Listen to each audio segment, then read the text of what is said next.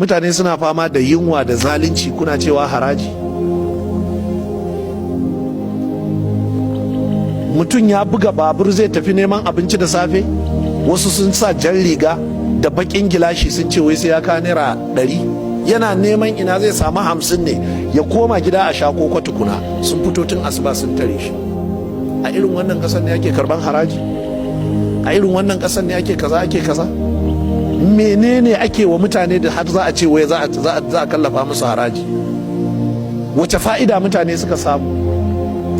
Kati ne na nefa gashi za ka je sai in ka siya sai su cire maka VAT, sai a ce an cire VAT. Ka sai katin naira 2000 an cire maka riba naira 260. Na me? Ka zo ka sa katin kuma sai ba za a baka wutar ba. Wani irin wulakanci ne? In ka bar kudinka sai ka zuba janareta a gidanka ka sha da abin nan ɗinka. Ka je ka sai katin kasa sun ɗauke wutar, ba za a kawo wuta ba karfe 2 dare kana bacci, an kawo ta karfe 4 an ɗauke. Wacce irin rayuwa muke ciki?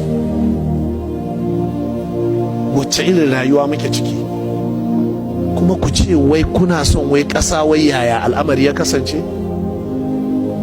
Qultum anna hadha qul huwa min indi anfusikum.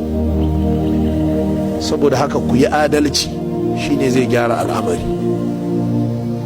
Ku yi adalci, shi zai gyara al'amari. Amma kowanne talaka yanzu ta zo mishi wuya.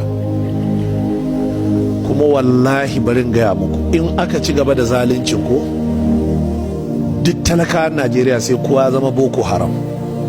Za ku gani ne. Ku aje wannan kasar din, za ku ce Albani ya faɗa. Kowa ma sai ya iya haɗa bom, kowa ma sai ya zama Boko Haram. Za ku gani ne, satubdi lakal ayyamu ma kunta jahilan. Zalunci ne wa mutane yawa, kowa yana neman ya zai huce ne. Ai a cikin bige-bigen bom din an gano har da tsofaffin 'yan fansho. To tsohon fanshoniya ya je ya buga bom, shi ma ya zama Boko Haram. To wata ran fresh ma'aikacin gwamnati, to ranar da masu neman aiki suka fara su kuma fa sun fi kowa yawa a Najeriya. Eh? Ta